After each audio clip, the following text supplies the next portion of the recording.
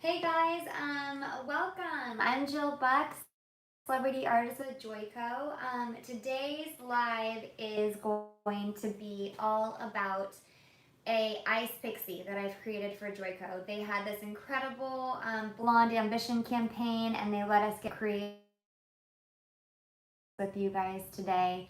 Maybe you guys have seen it out and about, but this is actually the first time that I am teaching the haircut live with you guys, so I'm excited. Thanks for having me, Salon Republic.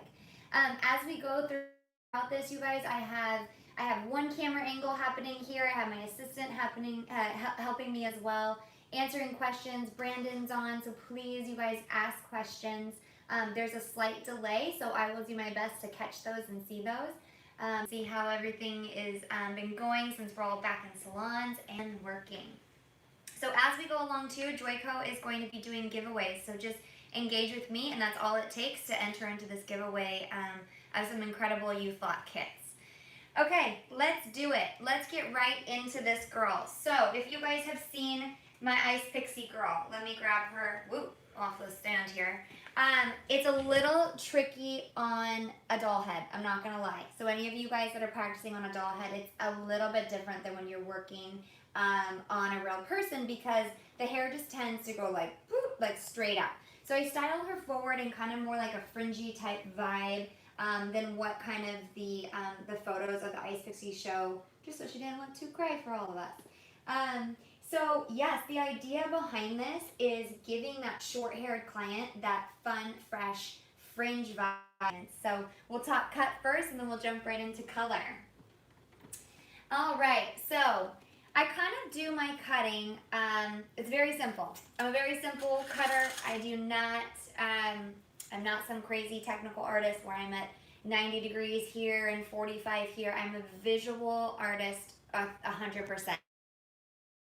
Versus, oh, it's really important that you set this, foil exactly here or here. So same thing with my cutting principles. I keep it very simple, so hopefully that's something you guys can take and then just adapt to your own. So for those of you guys that are technical, you can take this sectioning and this thought process and run with it. I'm going to be working on wet hair because I'm going to be cutting her with a razor.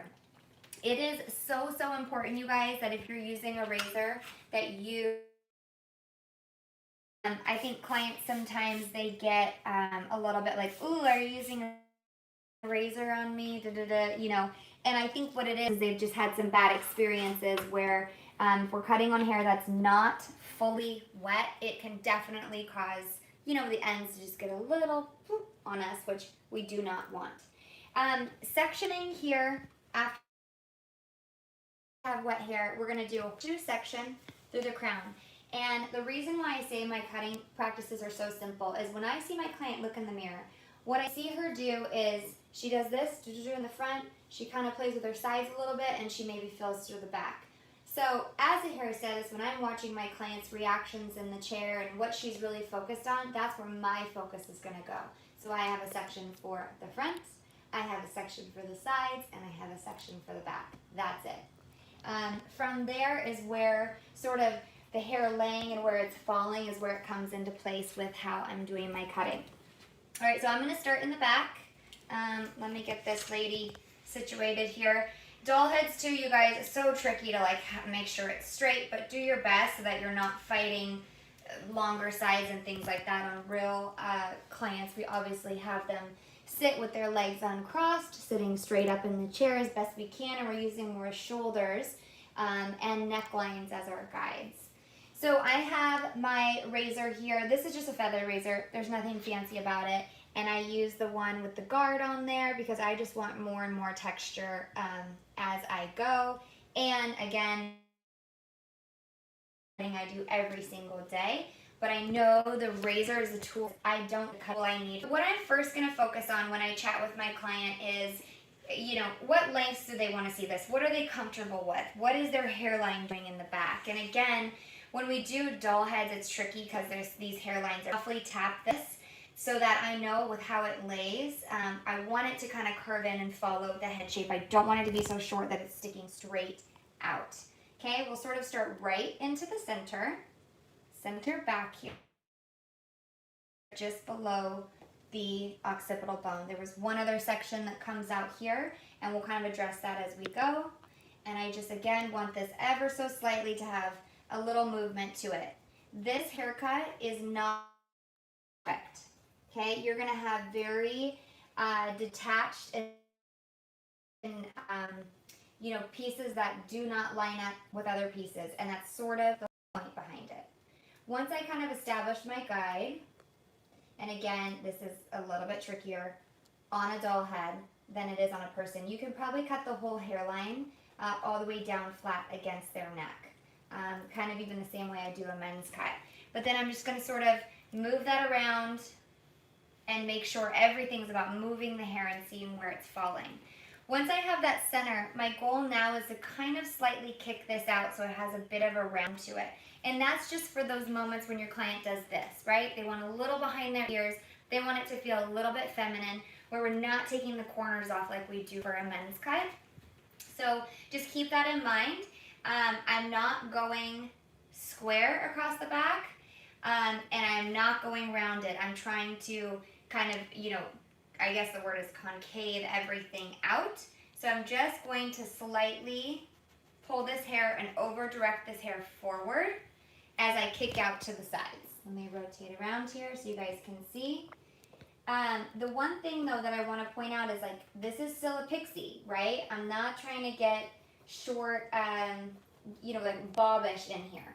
So just make sure that you're still keeping this at a pixie length, and we're just kicking it out. I can always go back in and edit that, but for now I'm going to give myself a little leeway, and I'm going to over direct this forward as I move. I'm going up and down, short little cuts with this razor. I'm not doing it in one fell swoop. Again, I want this to feel really shattered on her, and I want her to feel like it's just so easy for her to do on her own. Like it just air dries in a magical way. Okay, so kind of pushing that forward, making sure this all lays in a beautiful way that it's kind of enhancing the female's neckline through there. All right, let's go into the mids in here. And Serena, at any time if there's questions, just interrupt me. And okay, second section through here. I am always dropping down my sections, you guys. I want to see where it falls, and I know sometimes we're like, oh, we just worked so hard on that sectioning, but it's so important that you don't get robotic with it, because even if I teach you that you need to section here, here, and here, every client's head is different. So you really have to, like, we have those principles, right? When we have those steps where it's like, okay, that section, that section, that section, but you still have to always be checking what is happening with your client's head and where that's falling. If someone has something that tends to, more of a rounded head here and a strong occipital bone, you're going to want to give yourself a little more room to work with, or maybe a crazy, whirl or calic happening in the back. So don't forget to drop the sections. Now, again, this is not going to be a full connected haircut. So I'm not going to take up this middle section and expect to match this, okay? I need to take weight out of here. I don't want this to feel stacked, and I don't want it to feel like this perfect layer thing happening. So I'm just pulling out where I see the kind of the densest of the hair happening, and I want to make sure this top layer is going to fall enough to give me a little volume, but also not cover what's happening underneath, okay? So for me, that length is right at about, straight off her head, and I'm going to start on the top. And again, I'm okay if I end up a little bit shorter than what this layer is right here. Don't forget, we have soil that is going to be coming over the top. So in through here, I'm really focusing on taking out some weight and making sure that this still gives a beautiful profile type fullness through the back. You guys can kind of see here. So see, these pieces are really pretty short in here, but we have all of this fun stuff to play with, and I want that to stay nice and sleek and not get too big and bubbly on her. All right, we'll keep moving around the head. I always take some of my guide from the previous section and work with what is comfortable in your hands as far as how much hair you're taking. I have kind of small hands, so I need to be careful that I'm not doing too much in my hands. As I work around, typically I'd take my body and I would step side to side to go work all the way around, so I'm coming straight off her head at all times. On the doll head, this is easy. We can twist, and I just want you guys to be able to see camera-wise. Let me get this one back on so I can check our chat too. Okay, moving along, taking some guide from that previous section. When we're now sort of on the round of this hair here, of the head, I want to give myself a little more to work with. So this is where we started over directing, right? So I'm going to kind of do the same thing. And if I'm over directing to the front, it's going to give me just a little more length to play with. I would rather take hair off, right, than feel like, like now that section's not going to line up. So no, we're not using the first section as our guide, but we are using that to recognize, oh yeah, this section in here is a little bit longer. So I'm over directing and short slides down the strand of that. Okay, there. Is it back now? Yes. Are we back? Sorry guys, I don't know what happened there. The joys of virtual teaching. All right, let me know if we're feeling good. Okay, Brandon says we're all good. Okay, sorry guys. Back to it. So I'm going to continue working that same way around the head. Make sure you re-wet and section the hair, okay? It is going to honestly give you a different result if you let it get too dry. You're going to have a harder time sort of holding it and keeping control of these sections like you did in the beginning. And then again, like we said, we don't want it pulling on the client. We don't want her feeling like it's already sort of an interesting sound and feel for your client. We don't want them questioning anything that we're doing and ever making them feel uncomfortable with how we're working. Okay, so I'm going to step around again because I really want to over direct this section.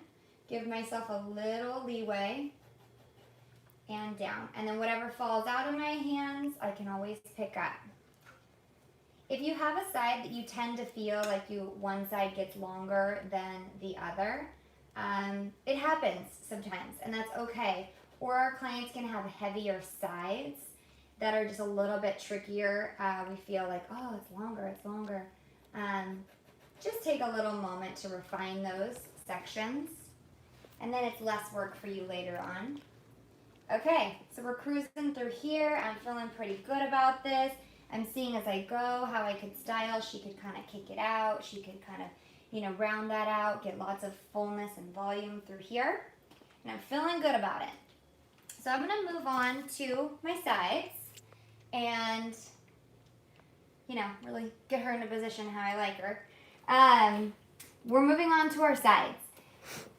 In the side area, this is where I feel like women don't want to feel like it's getting all mushroomy, right? Regardless of our length of hair. We don't want to feel mushroomy in here because it expands, right? It makes our face feel fuller.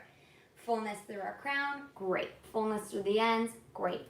So it's the same idea with short hair. This is where you really want to try to sleek it down for them and keep their fullness through the back, through the crown, and sometimes through the front, depending on what styling you're doing. So this section is important, okay? It's what they're feeling. It's right next to their face. So again, details matter. Just gonna kind of re-wet her a little bit. Now, what I want her to do and what I want her to be able to have is some softness with a cut and again on a doll head it's really tricky, but I want her to feel like she can just tuck this hair and it just has like a softness kind of face frame around her face.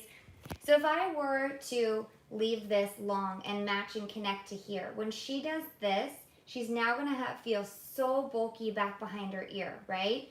So this section above the ear, we're actually going to take it pretty short. Now, again, we'll be disconnected where our line will go up and over her ear to a little bit longer through the front. And nothing crazy, you know, I'm just going to split this section in half and we'll kind of create our guide off of that.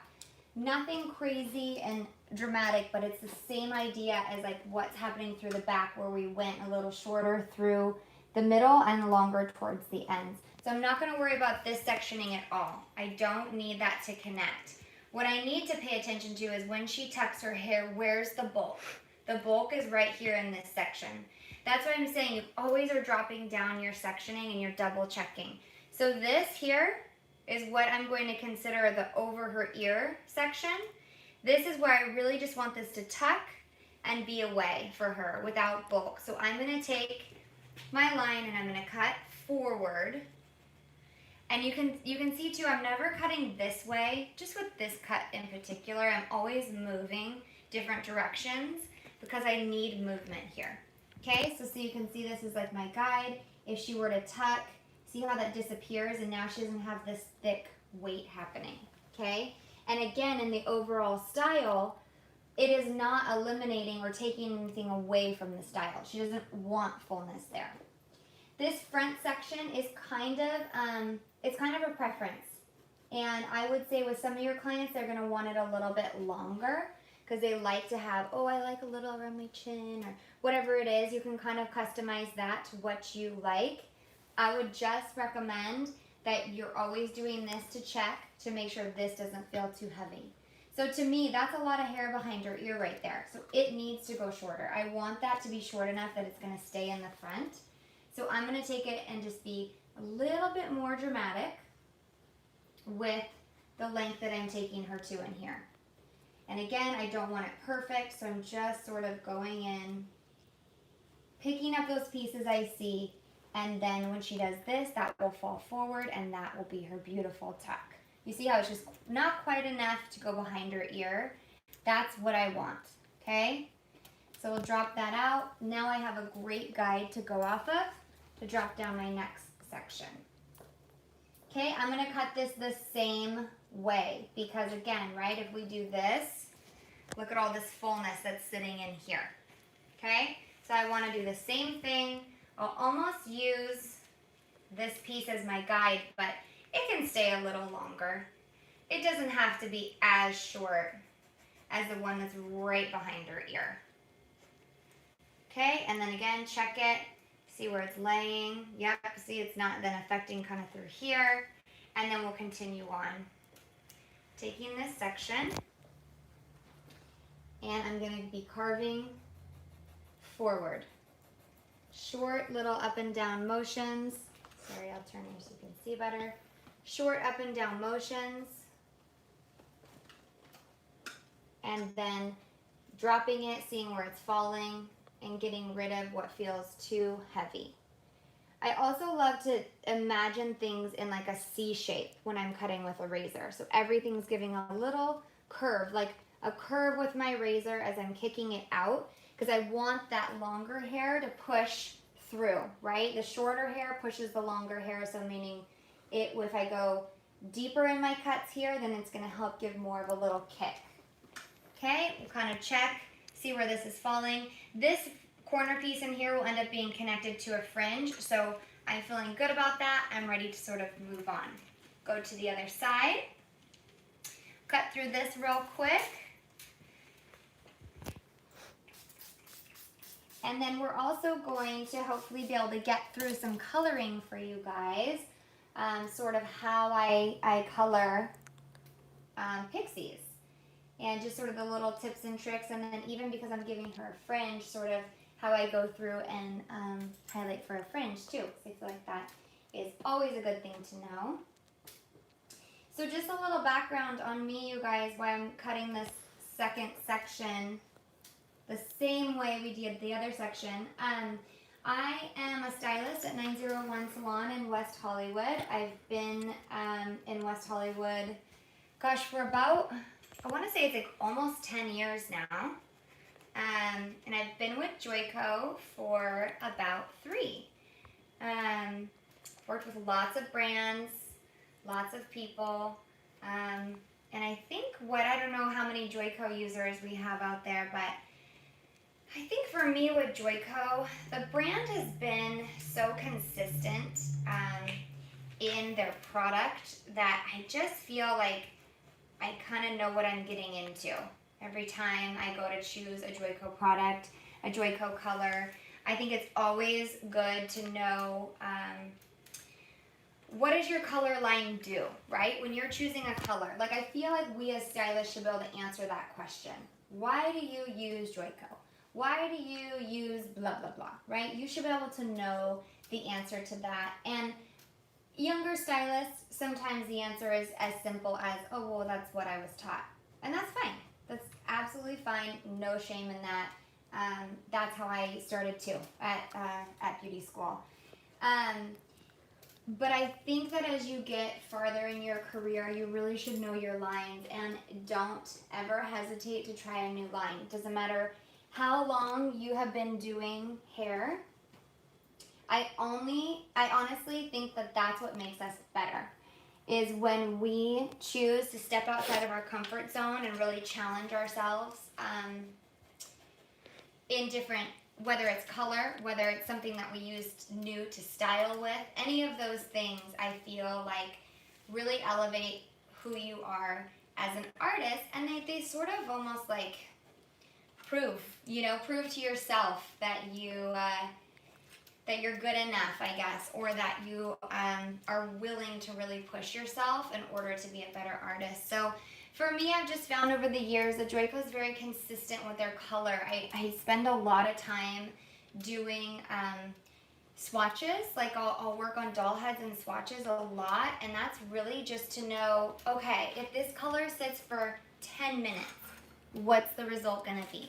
If it sits for 15, what's the result gonna be?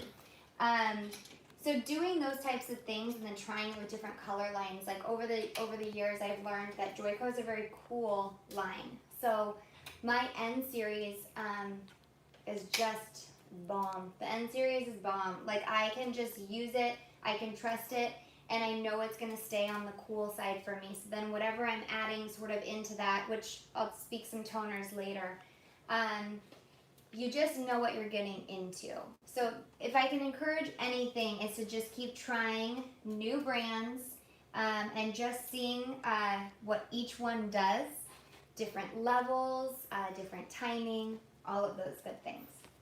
Okay, so I'm just sort of checking for balance, okay? And it's not necessarily length everywhere I'm checking. I'm checking density. Does she have a heavy side? Does she have, a thinner side? Is this laying pretty? Does this side do a funky flip and I need to correct that? So really checking to see, where is this style going? Can she tuck and still feel good? Are these, falling in a beautiful place? It's just like a fringe where sometimes it won't be perfect, and that's actually makes it perfect. Okay, let's move on to the crown. Okay, so and through the front. I cut this part a little bit backwards. I feel like most people would come to the back and continue moving forward. Maybe not. For me, now I want a guide happening through the front so I don't work through this hair and then I'm like, uh-oh. Like, number one, it's either too short, or number two, I'm like, ooh, that's just long and now I have to recut the whole thing, right? So just working a little bit smarter, not harder. Knowing I want her to have a fringe look, I'm going to go down the center. And I would not part hair like this normally, you guys, just for camera. I'd be behind my client, making sure I'm balanced, just trying to not block you guys for camera's purposes. Again, I'm dropping this section, and then I'm sort of deciding how much of her hair do I want to have a fringe. Does she have a really rounded head that comes forward, and she needs maybe a little less fringe so it's not taking over her face? Or does she not? Is she pretty flat and I can really work with what's happening? Doll heads are doll heads, right? There's only so much we can work with. So I'm just going to slightly take this sectioning into a triangle off of that center part at what I feel like is a good bang amount for her. She's got a great hairline. So it's pretty consistent all the way across, and this is what I'll use for my guide for my fringe for the front. Then we'll work through and connect as we go. Okay, taking all this forward. I stand directly in front of my client. Make sure that hair is wet. Do a consultation with them. How do they feel like they will wear this the most?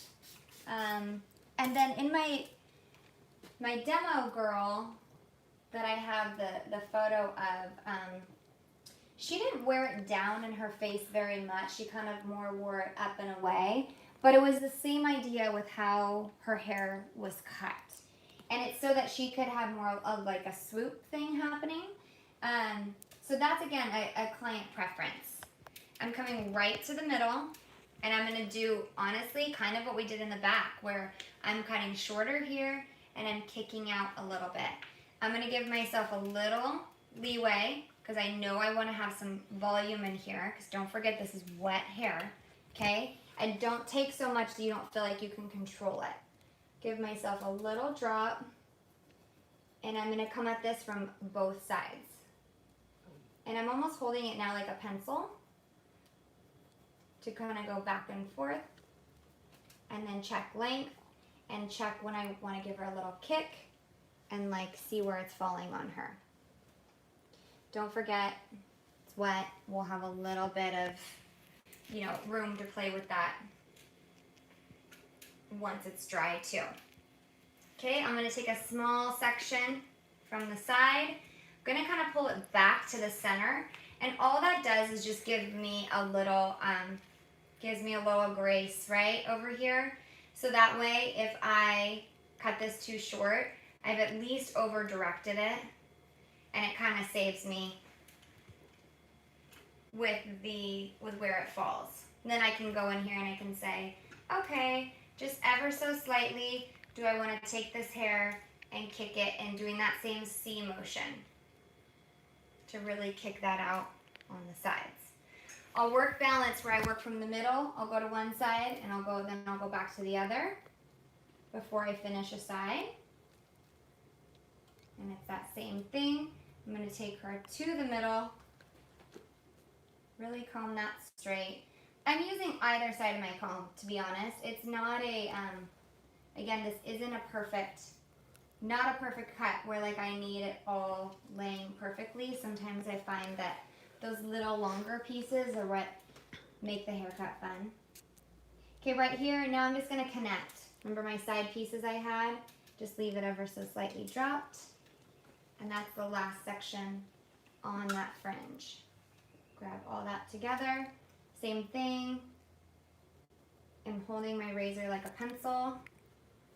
And I really, with a very fresh blade, you guys, you barely have to like push into this hair.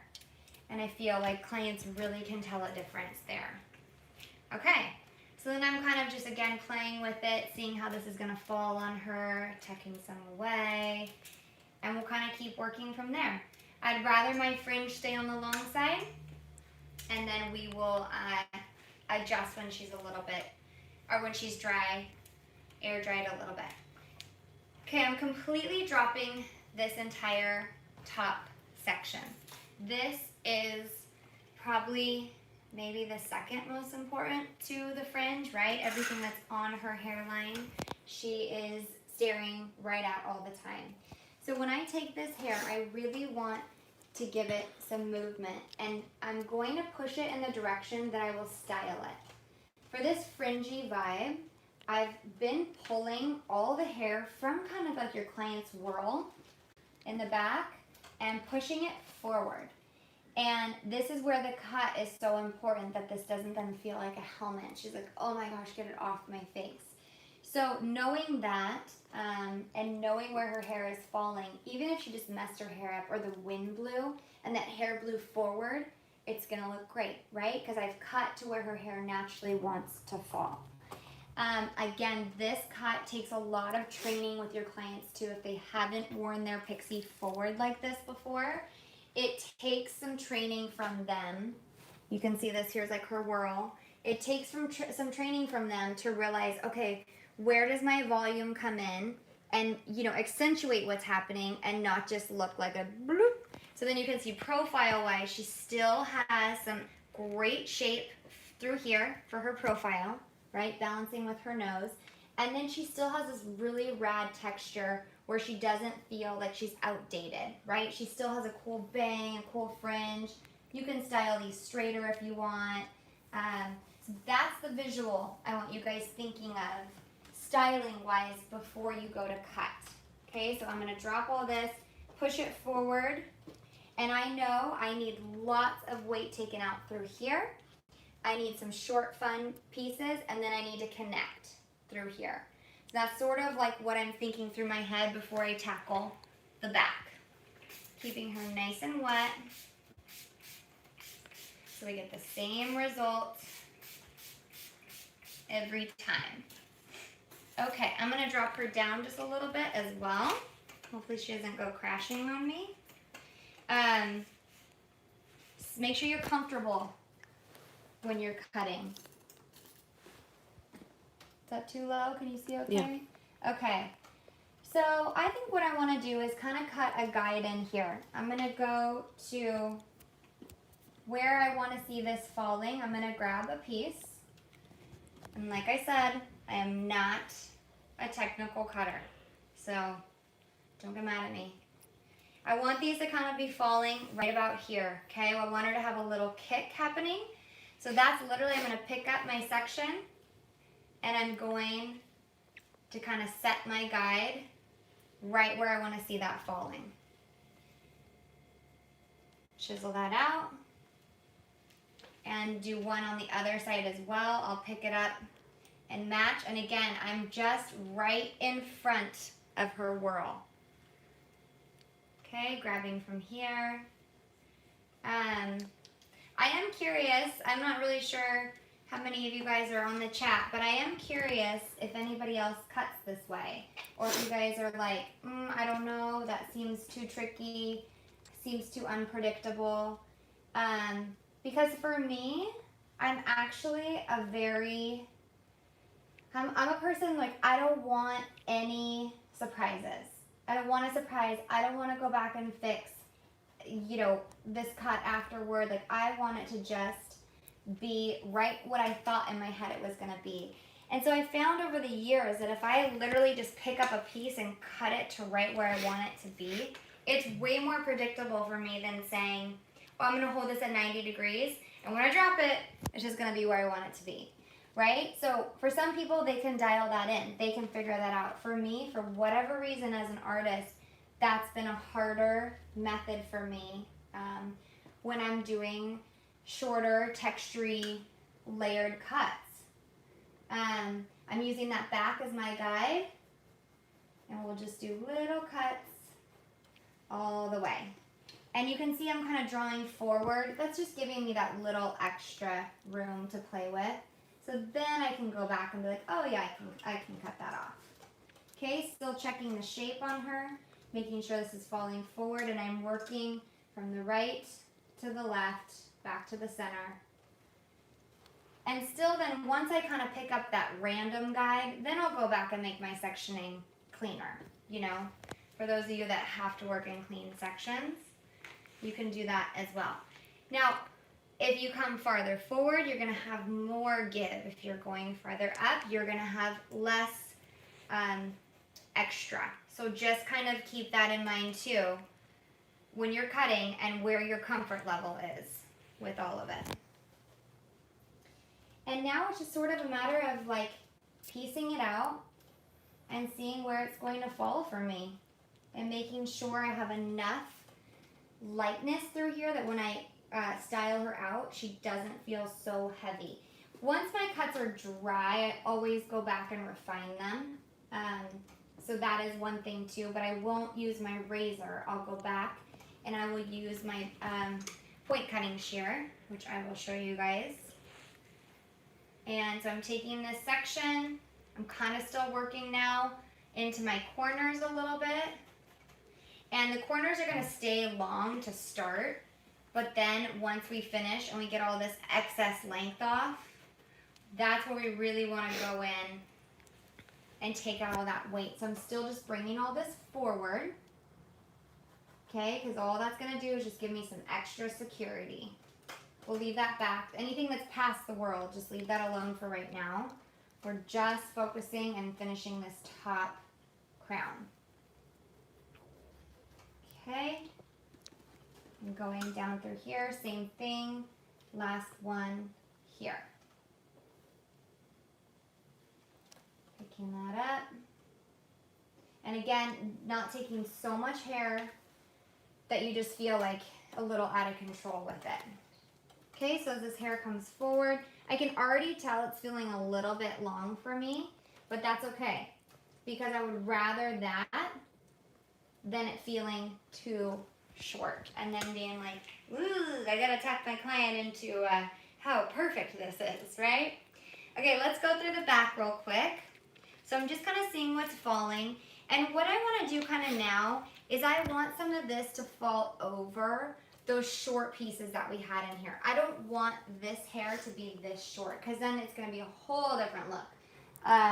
We did it, right? At one point in life, we did it. The short spiky back, the long front. We're not going for that. But we wanted to cut all this short, so we took away the bulk. So this is really going to be over-directed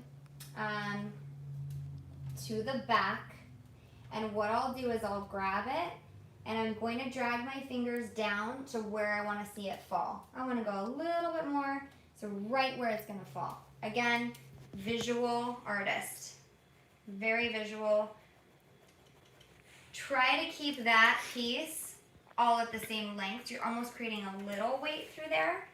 But when you're working with a razor, the weight is like, you know, it's a little hard to create like so much weight because everything is so shattered.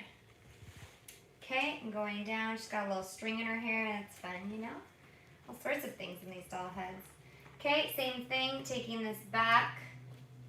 And I'm really going to that part, that guide, and I'm drawing my fingers down to see where I want this to fall. And I'm even kind of giving it a little boop for when, okay, I'm going to give that back a little volume. And then taking that down. Kind of checking everything, moving the hair always, working to the other side. Drawing my fingers where I see that guide, making sure I'm past and underneath it, and short little movements with my razor. It doesn't happen to me very often, maybe only with like super coarse hair. Have I ever had to switch my razor during a haircut? Like, you can usually, a fresh blade, you can get through a haircut. Sometimes even a couple, depending on how thick or coarse their hair is. But if you feel like on wet hair it starts to snag it all, then switch it out. Okay, re-wet when you need to. If you like to use a cutting lotion, you can use a cutting lotion. Going to that guide, dropping. And then sort of just moving the hair, checking to see where we're falling.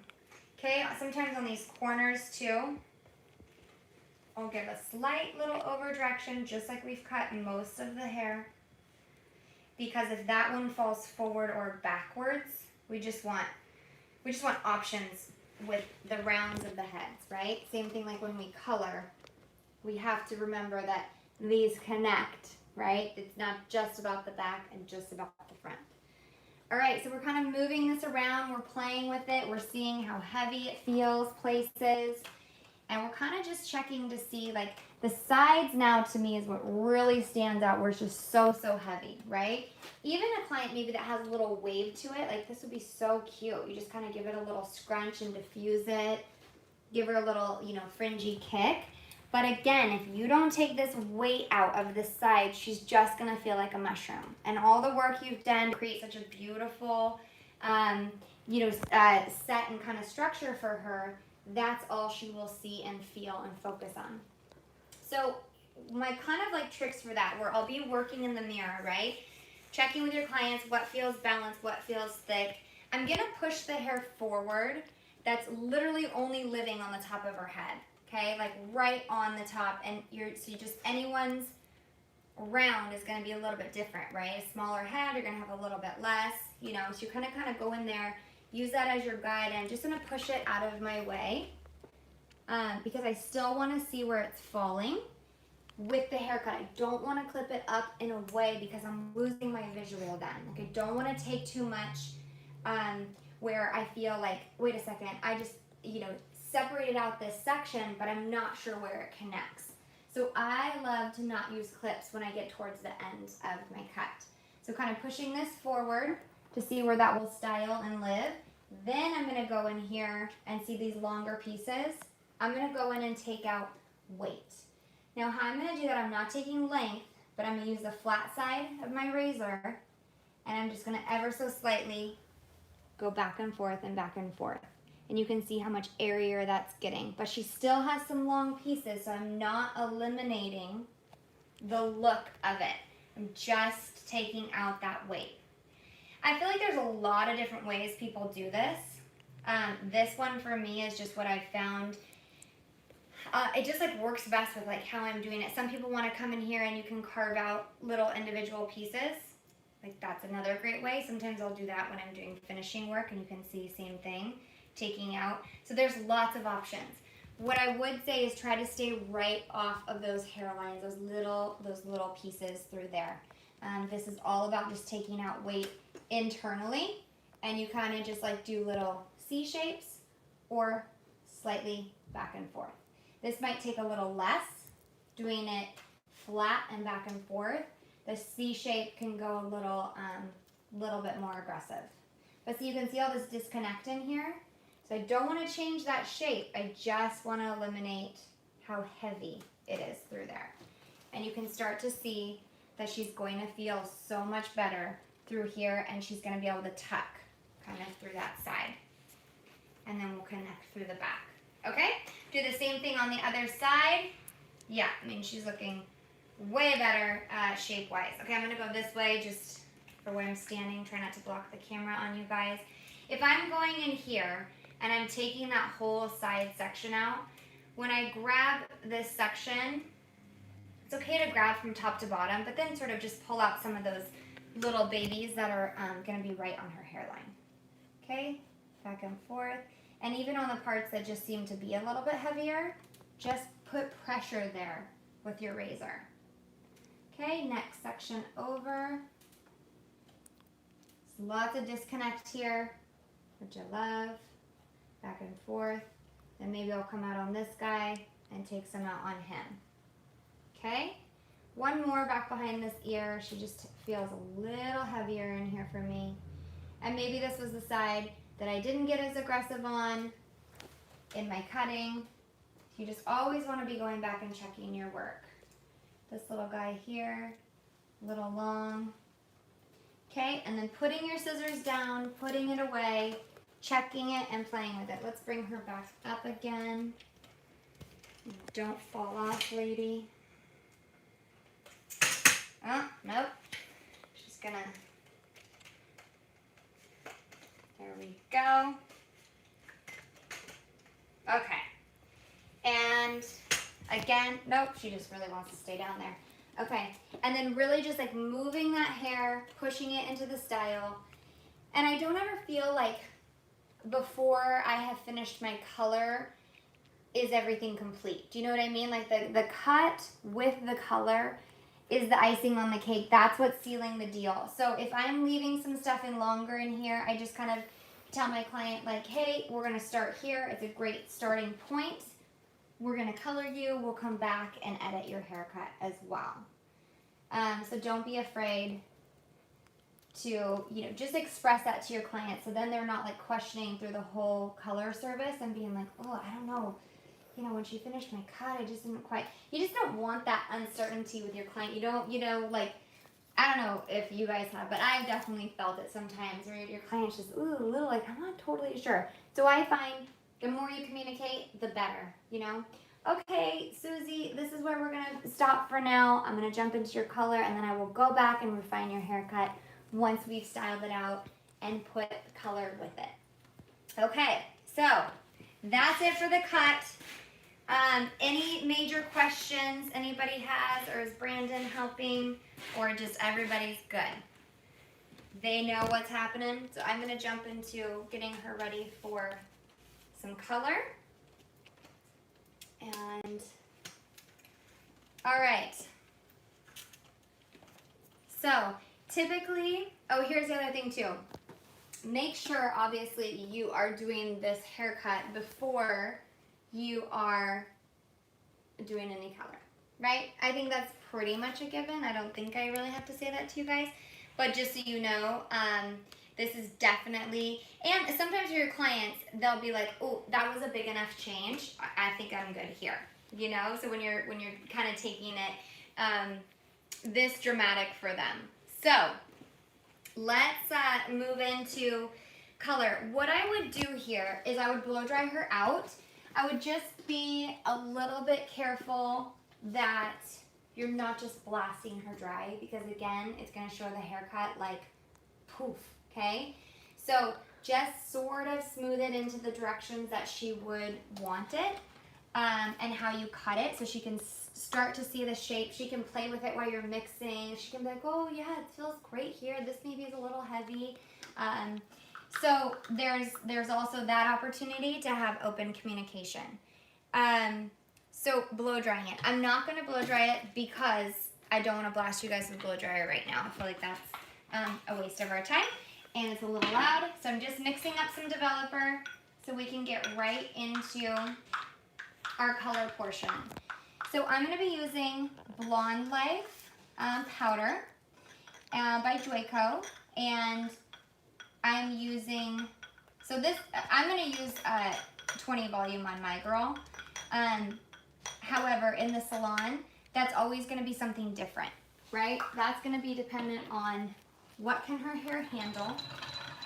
I'd like to start with lower developers and work forward from there, especially when we're trying to get to that Ice Queen level. Now we know as stylists, we have to get her to a level 9, right? We have to get her to a level 9 inside of a banana, pale yellow, in order to even get that true, beautiful, ashy tone, right?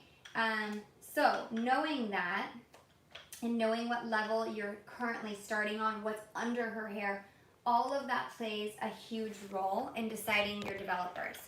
My girl is already blonde because that's how she comes, as a doll head. So I know that under this, she's blonde. So I don't need to blast her with 40 volume, nor would I if I'm starting in the back or anything like that. So just taking those things into consideration. And again, don't highlight on wet hair. Do it on dry. Just don't want to hit you guys with a blow dryer right now. So this principle is the same principle as cutting. You want this color now to accentuate this haircut. So let's pop over to our girl over here. I'm going to be starting in the back, and I left some depth here for a couple reasons. In real life, if she was wearing short hair like this, what the sun is going to see is not this hair, right? She's also not pulling it up in a ponytail where the sun's hitting it there. So I'm really just kind of leaving some subtleness so she feels slightly natural through there, and also then not like doing any damage to her little baby hairlines through here.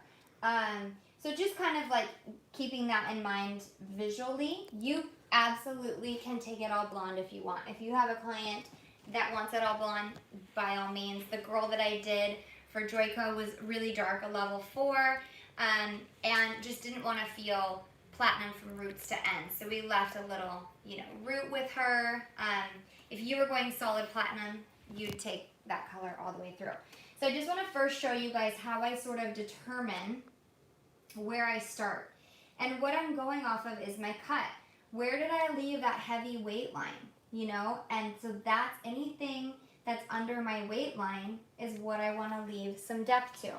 So I'll kind of, find that, and it feels like it's right about here. So just to like keep things a little clean, I'll section out that hairline, but she's got short hair, so it's not one of those things where you got to pull up tight into different clips and things. That's just going to end up, kind of being more annoying than anything for you. So I will sort of section and clip as I go. And spin her just a little bit. So I found my weight line through here, and I'm gonna go just a horizontal piece. Now, you can't get too crazy creative with your angles and things and all over the place with the short hair like this, right? Because you'll just be torturing yourself with trying to like hold on to it.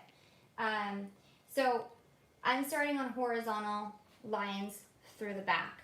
But as we go, you'll see with my placement that it won't be a horizontal result because of where we put our foils and because of where we sort of section for that. So I'm just doing sort of a basic weave. I've been really into like what I'm calling like a skinny light, where it's not a baby light, but it is also not like a chunky highlight. Okay, so here I'm gonna give her, with this weave, I'm giving her a really pretty feathered weave. That's where I'm gonna start this one.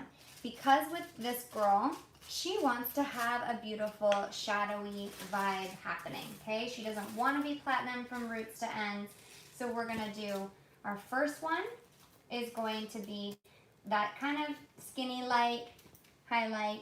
And our second one, right next to that, is going to be a slice, which this is where I'll take it up to her hairline. And this is where she's really gonna get then that pop next to that weave. And the weave is going to then also help soften her line as she grows out. Because let's be real, I don't know about you, but I do not wanna try to get in here in 4 weeks and try to retouch this girl and not have to overlap, right? That's a little scary.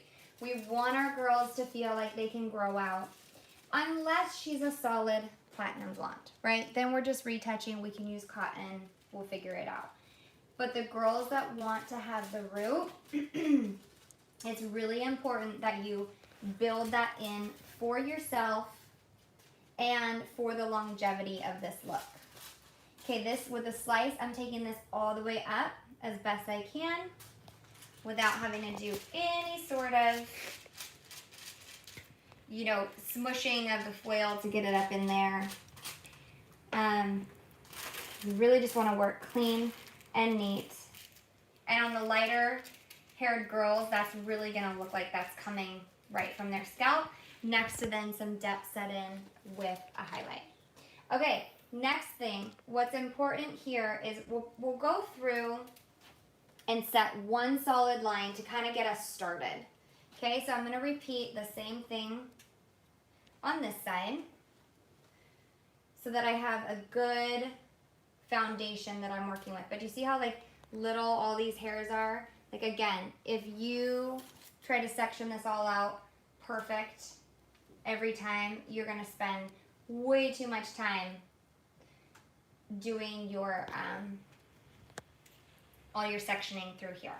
Okay, so we'll go in this one. I'm going to connect next to that guy, right, because I'm right above him, so I really want to give some pop. I'm going to connect with my weave, and again I'm using 20 volume with Blonde Life. And that's just so I have a little bit more control back here, and I know that this is going to sit the longest. However, when it's time to rinse it, it's time to rinse it. There is no shame in taking out your foils when they're done, you guys. I comb out probably 90% of my clients. I feel like they appreciate it. And then I also feel like I can choose developers that I know are going to be the best decision for their hair type. I don't have to be like, ooh, well, you know, I could do a 20 on this level 4 hair and then just hope it's done by the time I get to the front, right? You can do it that way and then be like, oh, shoot, it didn't lift enough, right? Or you can be like, nope, what I know she needs is 30 volume, and when it's done, it's done. And I'll just comb it out. So I don't bother spraying it. I try to be gentle and not pull on the hair as it comes out. I'll use a wide tooth comb, like a tingle teaser comb, and I will just slightly pull the product from the root area and then comb it down through the ends. And that's just sort of how then I leave her that way. You want to be careful it's not like wet product on her, but just keep combing and then putting the product back into your hand, combing, so that way you're not pulling the strands. Trying to be as gentle as possible when they're going through any sort of lightening service. Okay, so that's sort of how this back area is going to keep working, where we have our weave and a slice right above it.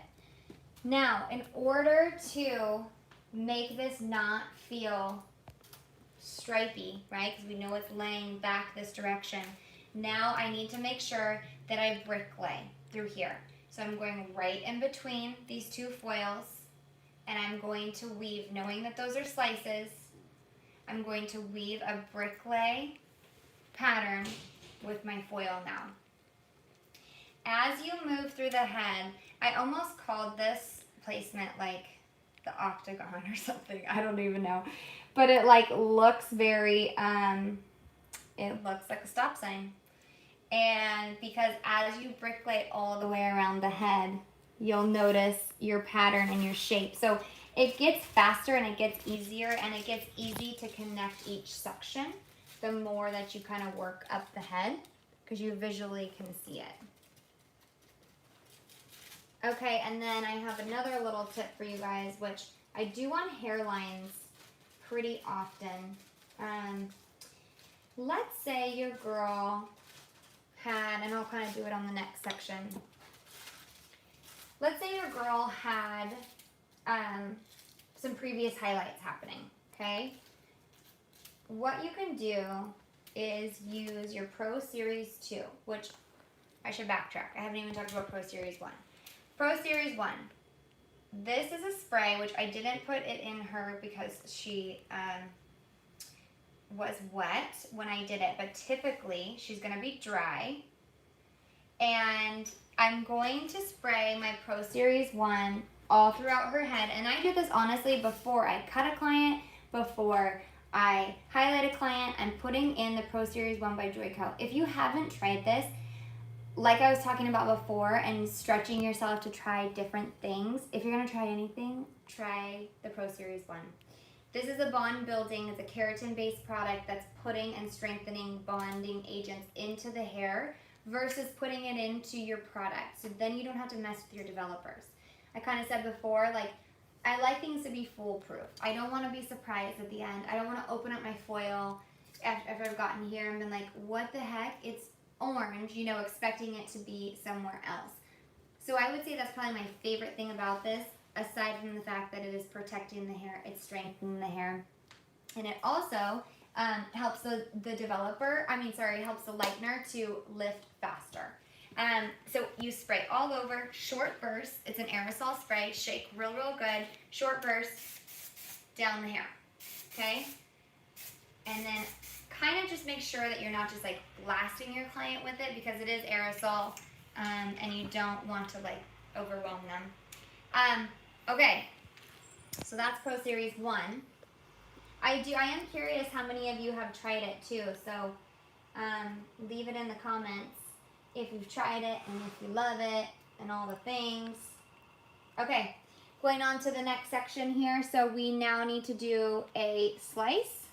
I'm going to make it really clean and perfect after I just did a weave.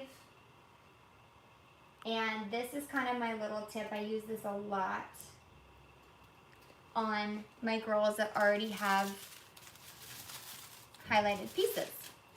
So knowing my Pro Series 1 is in there, I know I have good protection happening. But every now and then we need a little bit more than that, right? We have these previous lightened ends that either number one, you're like, whoa, I can't have anything on it at all. Or you're just like, for me to go in and pick out every single little tiny strand is going to take me all day. So I use my Pro Series 2, which the Pro Series 2 is the second step to the treatment itself. So normally you would go in, you'd spray your Pro Series 1, you'd do your highlighting service, you'd go back to the bowl, and then you'd finish with your Pro Series 2 product. Okay, this is just like your good finishing touch, sealing everything in, helping your color last longer, all those good things. But because there's so many good, yummy things in there, I love to use it as like a lightener, like kind of barrier. So I'll put it on those ends that are just like, woo, that guy cannot get hit. So yes, we go through and we try to do our best and pick out those pieces, right? We do as artists. It's like, it's important. If you're not doing that, it is important. You know, go through, pick out those ends, and the same is true for, you don't notice this as much in short hair, but in long hair, if you're only highlighting that midsection and then there's dark running through the light and the ends, it starts to build up on the ends. And I did a live on it not that long ago, having to kind of balance and correct that. So take those extra steps, make your clients happy, and it's less work for you if you're addressing it each time you see them, versus like you get to the point where then like, oh, now it's color correction because her ends are darker than what's happening through the mids. So I put my Pro Series 2 on, then I go in with my lightener, and I go over the new hair, or the dark hair. Hopefully I've picked out, right, those super, super light ones, and then anything I feel like I just can't quite pick out, at least it has the Pro Series 2 along with the Pro Series 1 on there, and then I'll feather my lightener over the top of that. Just a great little secondary kind of help. Okay, so then we finish through there. All right, so hopefully that's kind of making sense. This would be the pattern I would continue all the way through the back with a weave, a slice, and then a brick lay. So right in the middle of those two with a weave and then a slice. So I'm doing my best to not leave much hair out at all. See, there's none between here and there's barely any through here. As we work more into the crown, I want to not leave any hair out through there because I'm really going for this all over bright blonde look, but I still want that root in there, okay? And I want our hair to feel the best it can, but you see how there's still some working in here, so we're gradually leaving that up. Then we'll start going more and more solid through the crown. Don't forget that this is a big change on your client. This isn't a quick appointment, and they're gonna need a minute to adjust when you go into something like this. If they're already a pixie, it's not as big of a deal. But if they're darker like this and you're taking them to these, this level 10 blonde, book extra time for these clients. Just give them a little extra love in that regard, because it's a big change.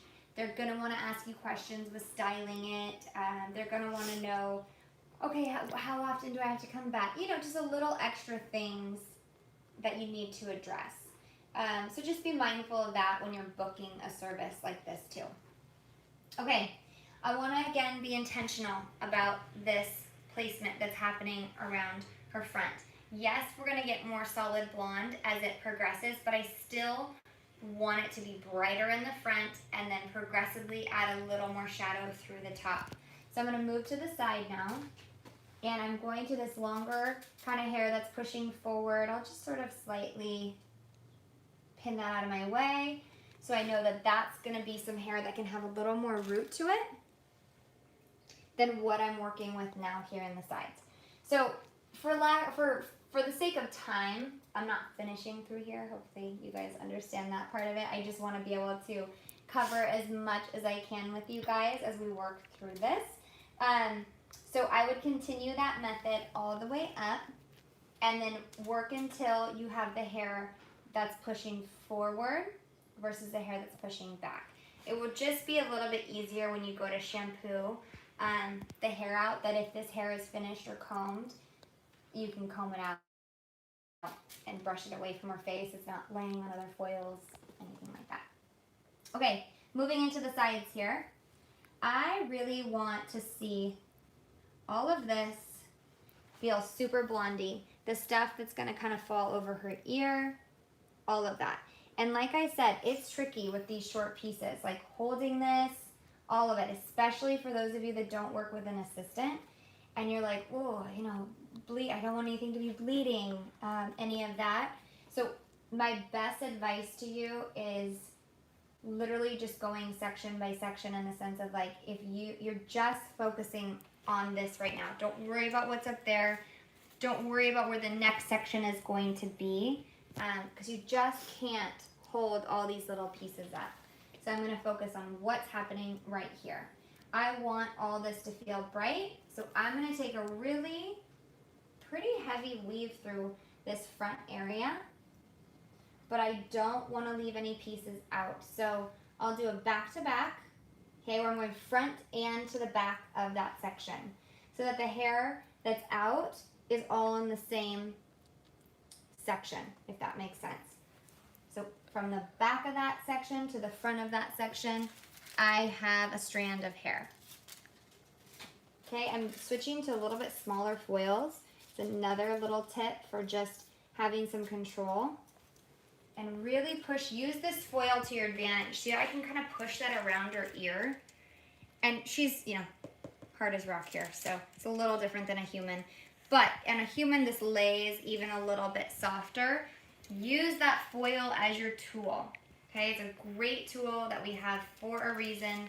It's malleable, it's there to move, it's there to adjust. I always set some lightener there, so then I can get in and move around. I'll kind of shift the foil, so I can push it in there. I'll kind of shift it here, pull that hair back down.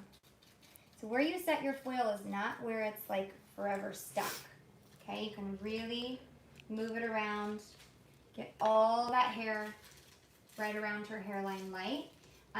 Again, remember, we don't want to foil this again in 3 weeks, right? Nobody wants to do that. That might be like torture. Okay, I'm going to clip this section out of my way because, like I said, I don't want any dark falling on her face. So this part, we're adding around the face, we're adding like a tip out. So we're going to do a weave. I go back and do a tip out just because I want things to process at the same time. And I don't want to go back later and add the tip out. It just, for me, doesn't make sense as far as timing goes. Okay, go back through, add my tip out, and then keep moving on for there. I'm working on like a diagonal back sectioning for the most part, I would say. But also, it's going to be a little custom to their head shape and their hairline. She's got, like, you know, this phenomenal hairline, being a doll head. But what I'll do a lot of times, if this is weaker through this front section, I'm just going to tackle it now. I'm just going to make sure that I address it. So I'm going to pull it out, pretend like, you know, that's a little weaker than that. But you just want to make sure that you are, again, giving this detail to this front section. Okay, so I'll go in here, and I'm going to do a weave and a tip, same thing. I'll go back to kind of like my skinny light sort of method through there. And I'm going to go back to a bigger foil because the hair got slightly longer through here. Push it all up in there. If you need to, this is a great time to adjust your developers. If you feel like you take a longer, you know, you're longer with your application, then the hairline's oh so fragile. What our client sees is what they notice the most. So if you need to, drop your developer down, just give yourself more time to work through this hair.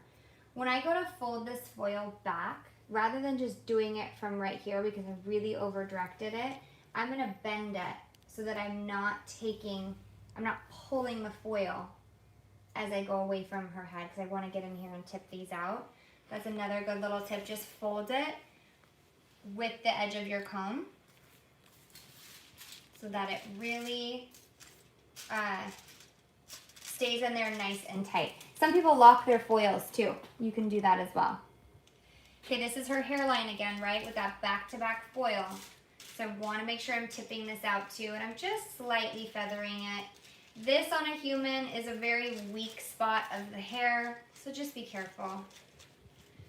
Usually if there's pieces that are not like fully grown out, I don't typically highlight those. And there's a couple of reasons. If it's a client I've been working on for years and they're like, no, Jill, I really just want it blasted blonde. Okay, fine. I'll compromise with them. I'll rotate through. One time I'll do it, one time I won't. If it's a brand new client, I don't, these little baby guys in here, you guys, I don't put lightener on those. And there's a few things. I usually tell them like, hey, let's give these a chance to grow. I'm not gonna put lightener on those today. They're usually like, oh, okay, great. But if you don't voice that to them, it can go one of two ways. One is, oh my gosh, it's so dark right here. Or two, my hair's broken. You broke my hair. When it was already this long, but now it has lightener on it. So lightener and this long looks like broken hair, right? Even if it was something we didn't do. So again, it's communication with your clients, especially new ones. Now, I definitely have some clients I do it on because they're just like, I want it so blonde here. I don't care, I'll slick it down with some hairspray or whatever it is. So it happens. I just a little tip on a new client.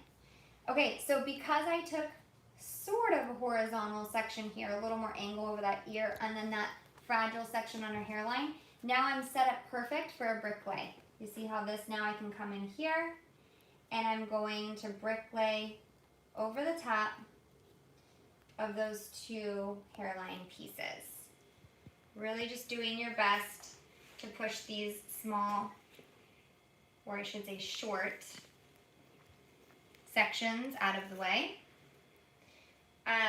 This can feel like a tedious process, but it actually goes pretty quickly because I feel like it keeps you on track with the bricklaying. It's like, okay, you got, one setting here, and then you need to move into that other direction.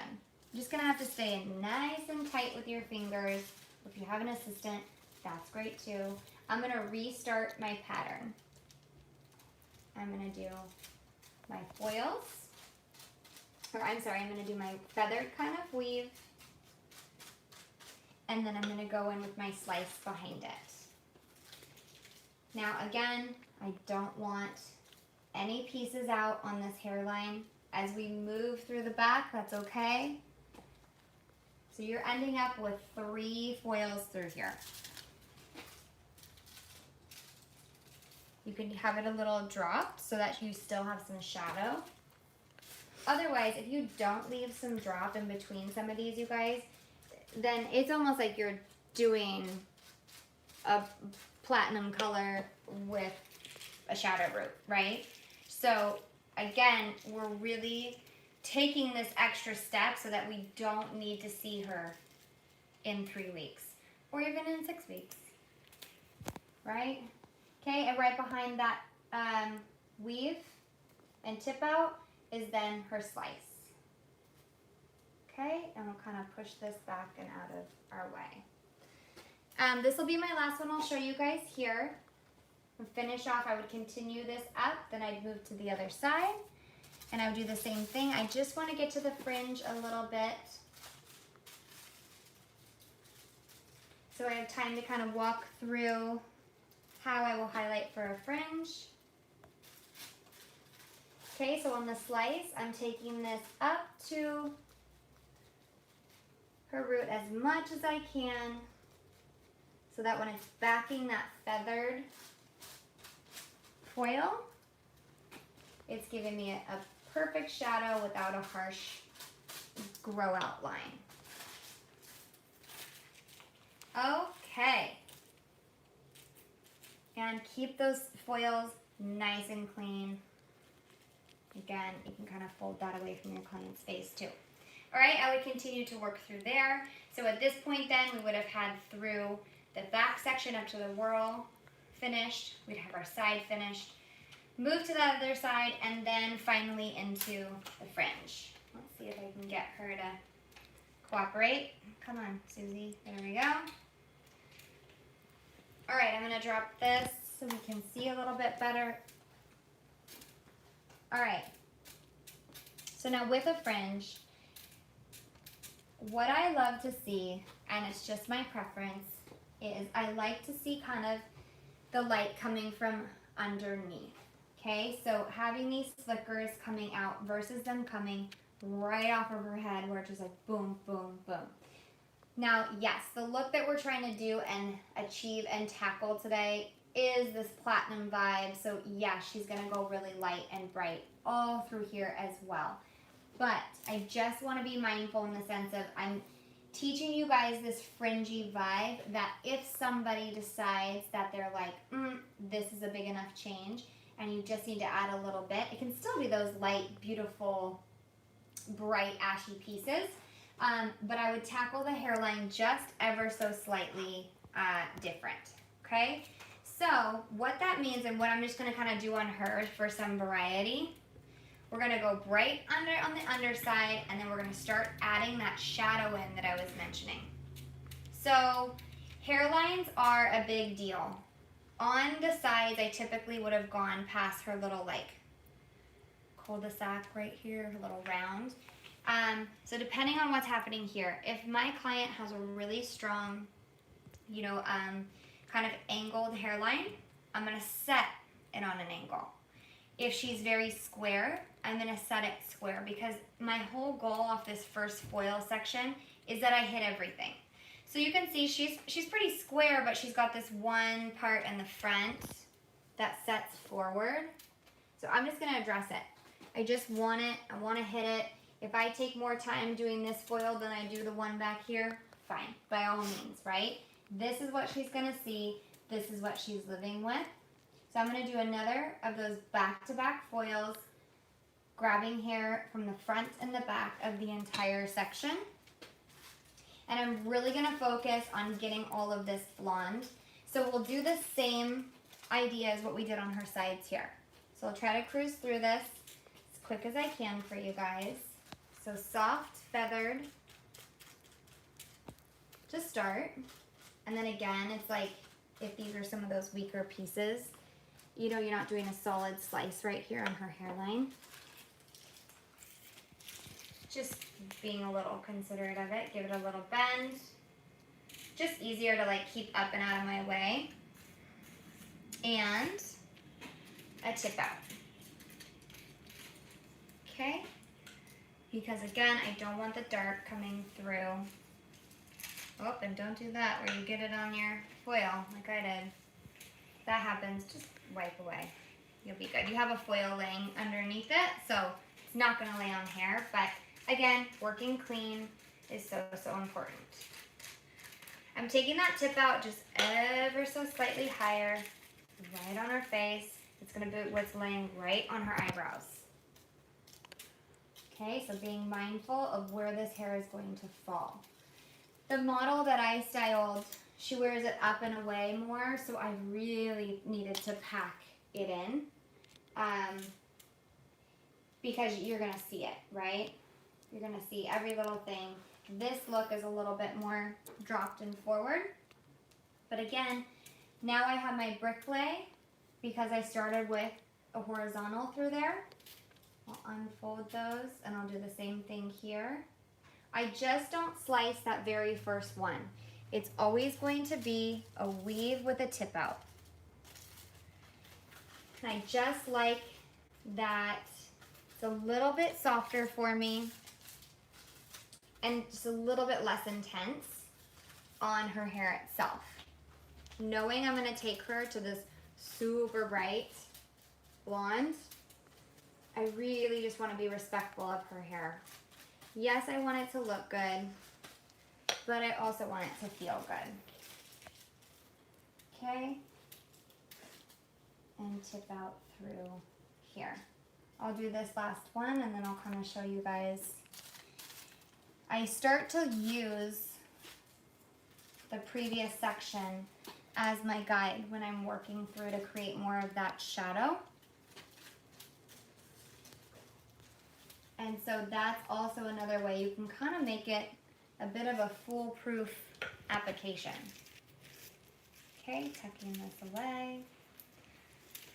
If you guys haven't tried Joico, the giveaway is a huge kit of youth look, and I think they're giving away several kits So make sure you guys are chatting it up.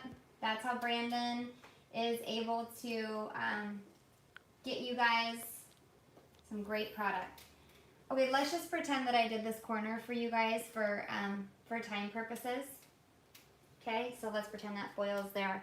And I had then, and now I'm back to, I have a corner and a corner. So I can go back to a brick lay again, right? Because I'm always trying to work here, corner, corner, brick lay.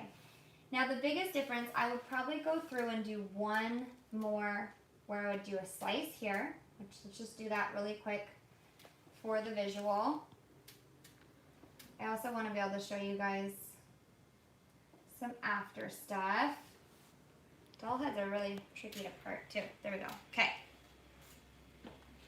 Working clean. I'm going to do a slice right behind that hairline foil. And because I already have one there, like I'm confident doing a slice behind it. This is now much thicker hair and can kind of handle a little bit more.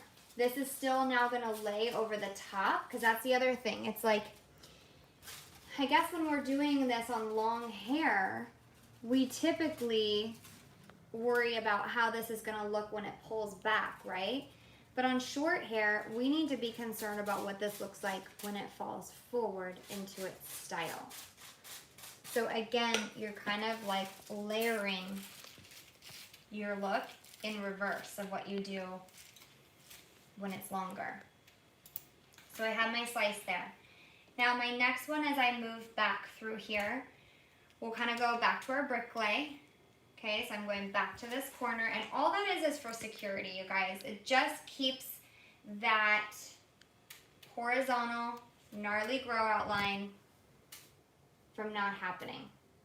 Okay, so even if you're not as confident in your weave patterns or where you're placing lightener, at least from your brick lay motion and sectioning, you've already created a softness, just if you can even do that. Okay, so we'll go back to a weave, decent weave through here. Now what I'm going to do, because I want to create just even a little bit more shadow now that we've moved through and consider this still part of her fringe, I'm now going to use my foil here as my guide. Okay, so when I go in and I set this, I always kind of tuck it in nice and tight, and then I'll sort of just give it a little drop. Okay, but I know I have really good tension here, and you're not pushing down on the hair because you don't want to sandwich what's underneath. That's where you will create bleed spots, is if you're pushing on your foils. It's another really big tip to tell an assistant that is working with you. Do not let them rest their hands when they're holding a foil onto previous foils. It will smush out, especially as it's, you know, warming up in there. Okay, so make sure that your tension is in the hair, not pushing against the head. Okay, and then I'm going to create really soft lines in here, knowing that I have more of a drop happening. Okay, because this is now that stuff that's going to lay over my really heavy slice. Okay, be sure you're getting enough saturation. And anytime I feather, don't forget, now can you see these little marks right here? I just drew product from here up, okay? So if you're ever frustrated sometimes, you're like, what in the world? I have now some dark spots on my ends, like what is up with that? Don't forget after you feather to just make sure that you're putting enough product back on those ends, okay? We don't add new product when we feather. We're drawing it from the section where we started, so don't forget that. Okay, I'm going to push that one out of my way, and I'm going to tip out this section as well. Because I'm still working in the front, I don't want any of those, especially on the short hair. I think if this was longer, you could get away with it, but all this hair where I'm working right now on this corner is falling forward, right? This, right now, we're kind of in this section right here. Okay, that's all going to cascade over the top. So yes, there's beautiful depth in here, but the blonde is what we want laying over and hitting right around her face. Okay? All right, keep working. Get good saturation. Every time after I feather, then I resaturate. Okay, and seal that up. This is really the sectioning where I find I have to use my Pro Series 2 on the ends quite a bit. Because the hair just is, you know, it's so much more fragile in the front, and you just gotta give it that love. Okay, this was the section I skipped. I'll just throw one in here real quick. And as I kind of continue to do this, if you guys don't have any questions about the placement, I'll kind of jump in and start speaking to some of the kind of more like the toning tips that I have. Kind of walk you guys through as I go. Try to hit both as we go. So weave on that hairline, longer foil, and a tip out. Okay, I'm hitting that corner. This one I want super blonde. Okay. Oh, the other thing too is, depending on how quickly you guys work, then you don't forget to remix your lighteners. Okay, it's really big.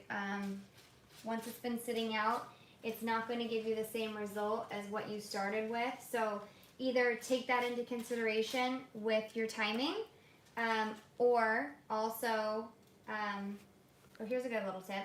Let's say you've moved your foil, right, on your own. I'll pick up that strand and just give it a little pull, boop, and then it will like kind of reposition itself. Just meant that I pulled the foil too hard when I went to fold it. But you're not doomed. You are able to move stuff. Okay, fold this away because don't forget everything on her face. I want blonde. Okay, tuck this guy in here. So yes, Pro Series 2 is happening a lot. Remixing your lightener when you're in the front. Dropping down your lightener in the front is always good too.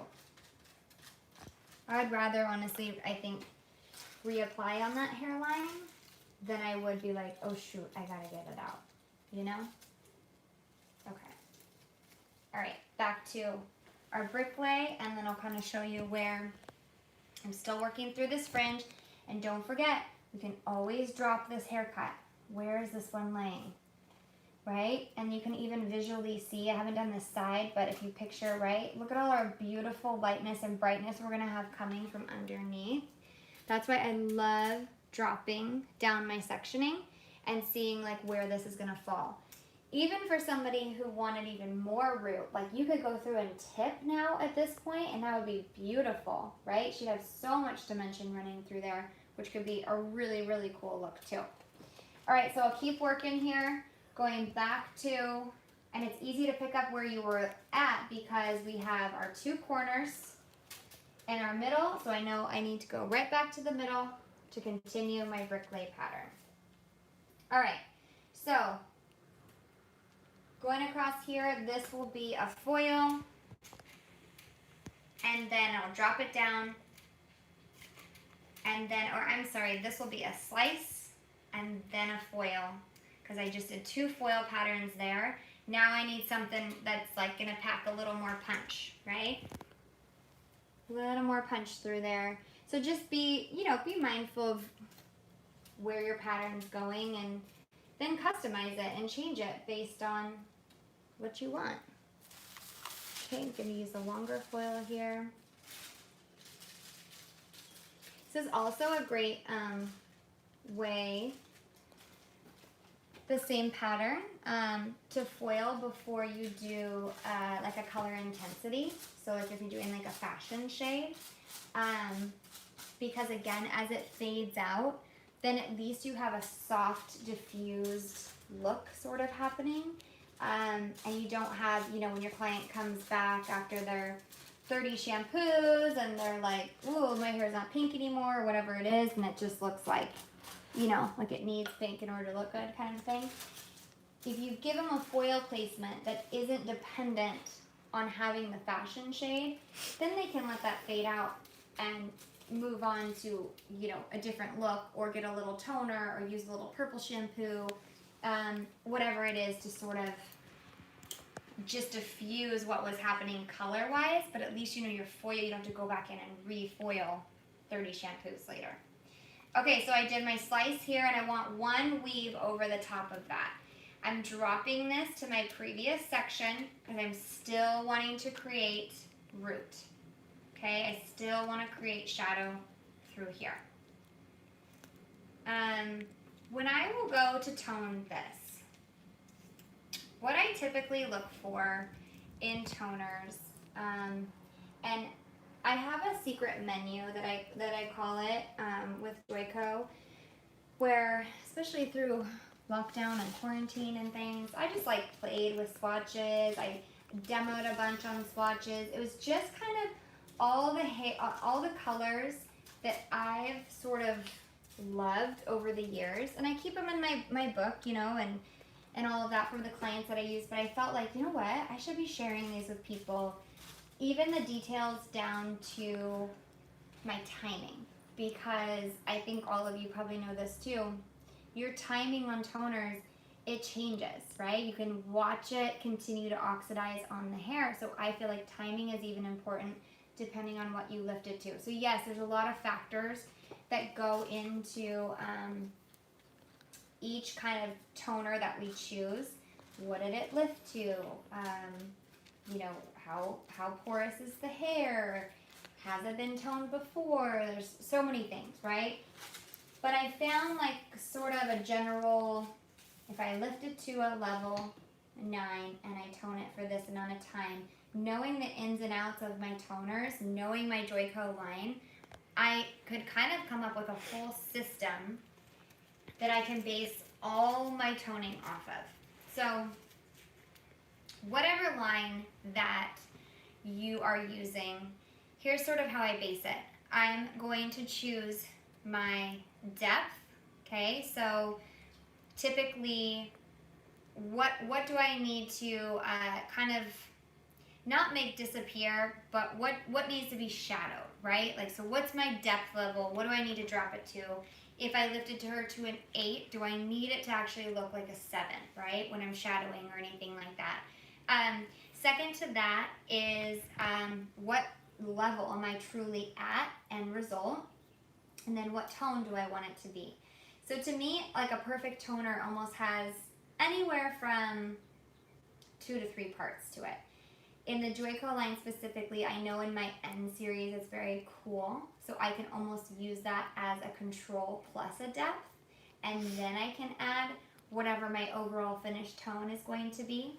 So for example, on her shadow, I used on my model who was a level 4, I used a 6NA and I used a 6SB.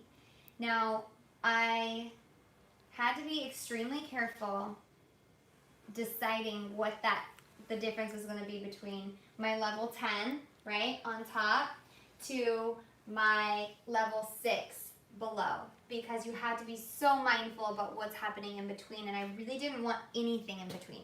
I didn't want her to feel like she had a melted look. I wanted her to feel edgy and cool with that rooted look happening. So I chose my NA series as my depth, okay? So I put more of my NA in there, knowing that I had a little control with it and knowing it was gonna stay on the cooler side. Then I really just wanted for the 6SB, I wanted it to then that to be like my tone. So my 6NA for my control and for my depth, and my SB then to just come in and just smoke it out, right? And give me all of kind of that more edgy vibe that I'm looking for. So I kind of mentally think about that every single time I'm going to tone a client, whether it's her root tap, whether it's the tone that's running through or her ends or anything like that, depending on how many varieties of colors that you want to see. And if you work in zones, that's great too. Work in your zones, but just think about those 3 things when you're going to choose your toners. And it's sort of how I have based a majority of my secret menu colors. There's some that you'll see that I wanted just true tones, how they were, just to kind of see what they do, right? So it's important to know your colors. And then ones where I'm mixing, and I do that, I would say 90% of my toners are based off of that. So hopefully that helps a little bit when you guys go to choose your toners. Feel free to use any of my secret menu toners. They're on my Instagram at Jill901, and they're also on Joico's website as well. Joico has a ton of education. I'm sure, like, you know, just like Salon Republic's site here too, it's like collect all this good knowledge and put it in one place for us, which is just like so amazing that they do that. And these brands that are, you know, supporting us, these teams, especially what, you know, Hairstylists went through over the last year. So I love all of this. I love the sharing. I love that there may be one thing you pick up from somebody's class, but I love that it's there and people are willing to share. And it's a big deal to share your art and what you do, and not because you're trying to hide it. I think for me, it's more about the vulnerability behind all of it, to know that, I mean, I have to be honest with you guys and just be like, I'm not a technical cutter, and like this is not going to match this and that's not going to match that, but when the whole puzzle comes together, that's how I visually work.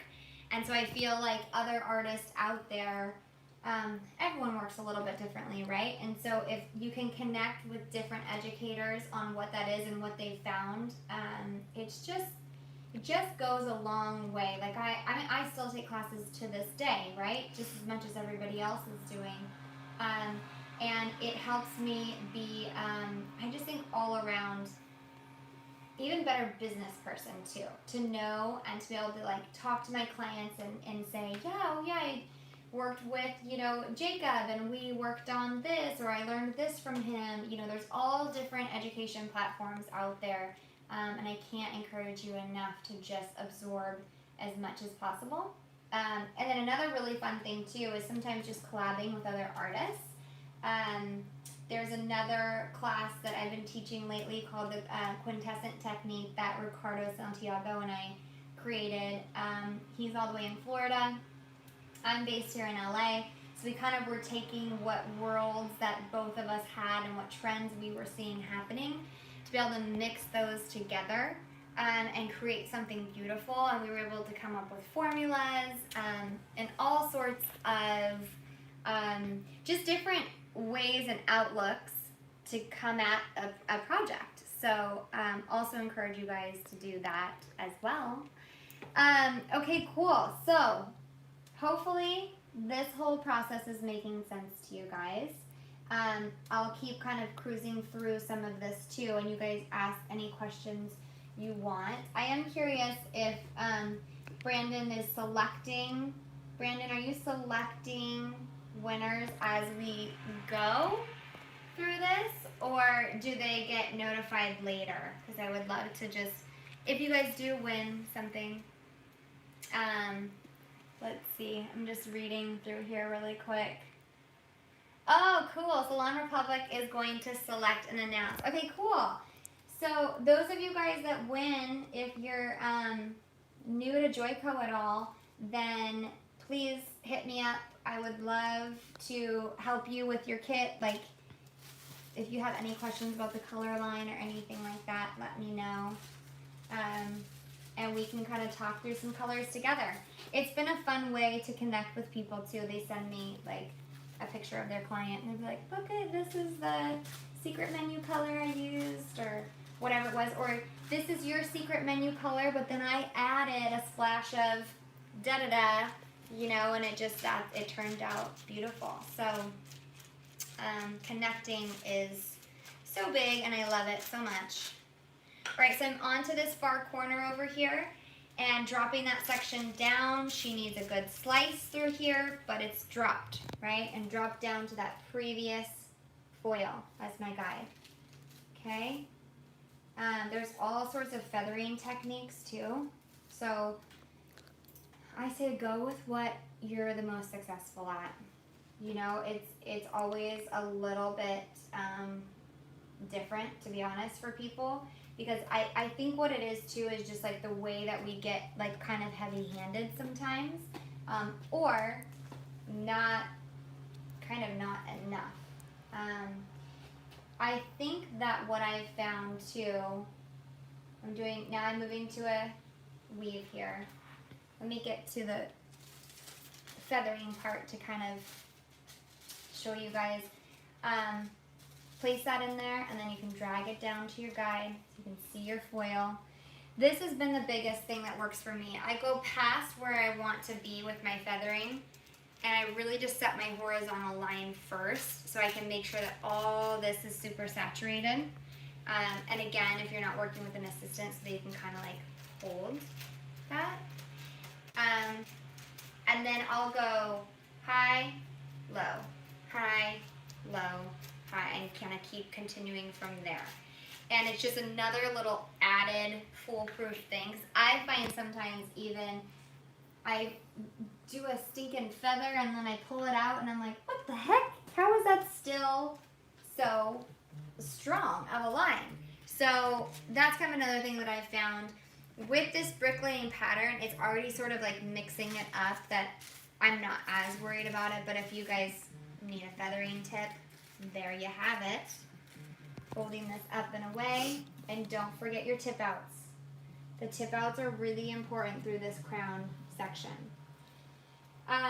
Okay, couple more things I just need to add about her is that when we're done, okay, we're all finished up, ready to tone her. Remember how we talked about she's got this dark, oh, that's too long.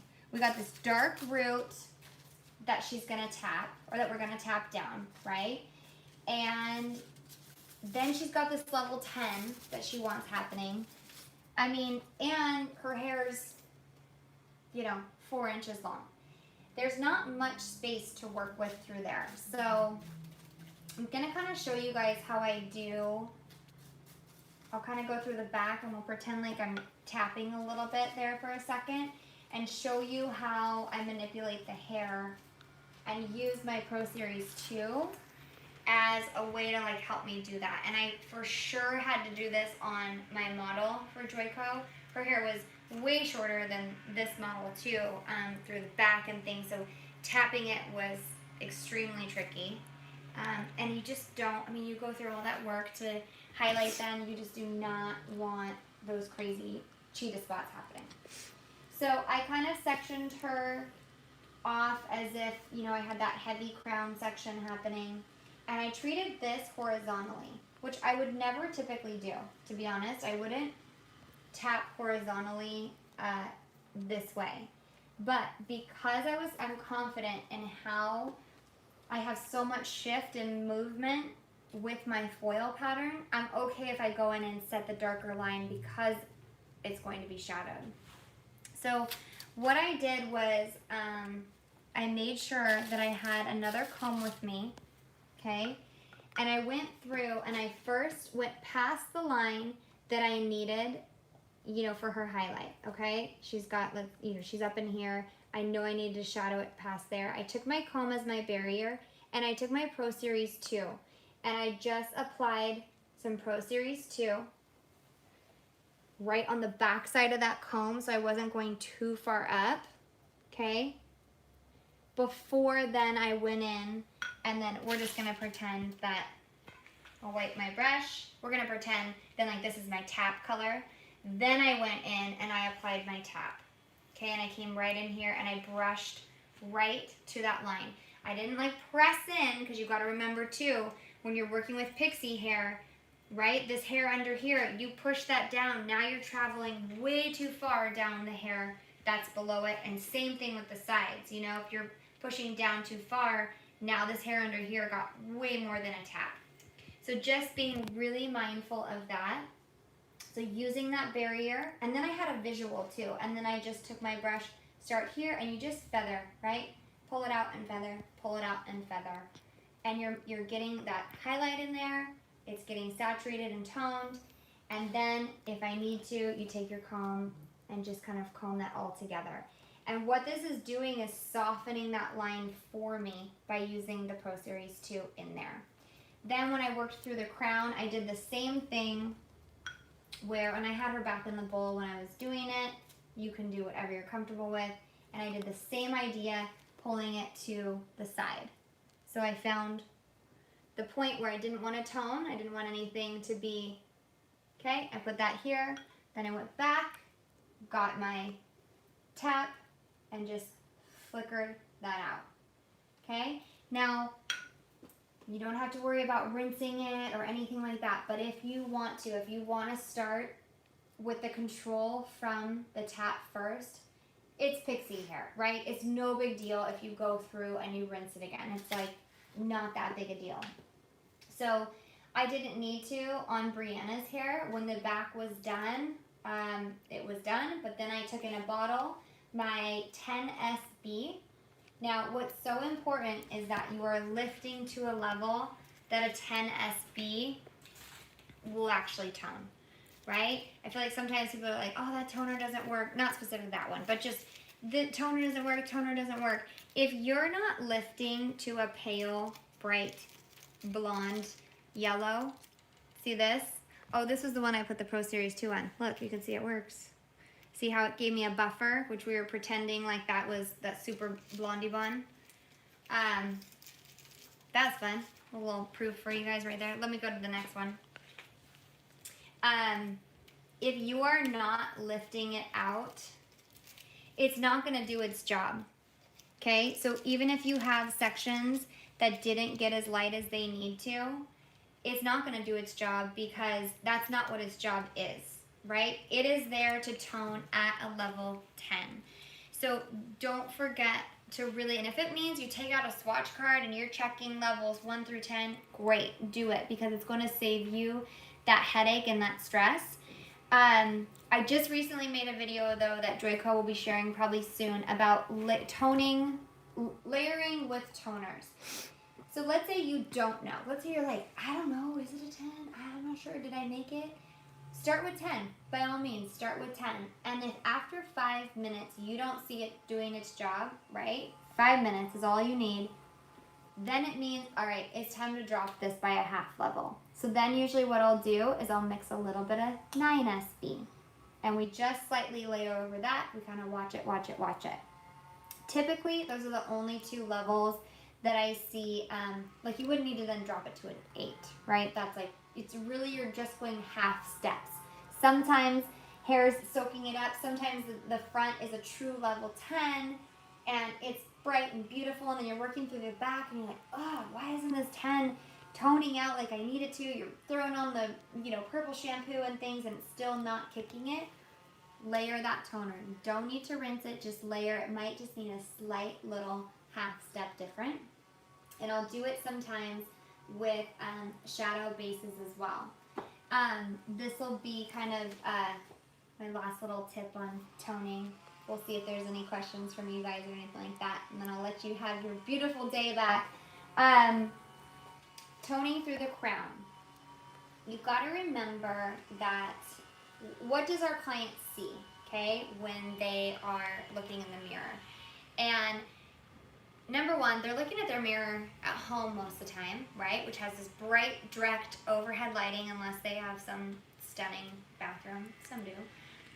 And so it's really warm, and that's what they're seeing. They're tilting down. I don't know if you guys get these shots from your clients where they're looking down like this. They send you a picture. They're looking down. They're like, my hair's orange. You're like, okay, yeah. It's orange because you're looking directly at light, or they go out in the direct sunlight. They do the same thing, head down, sun's hitting directly on their scalp, and they're like, oh, my hair's red. So taking that into consideration, knowing that that's what our clients do, I will always ash out my root shadows more than what I think it needs.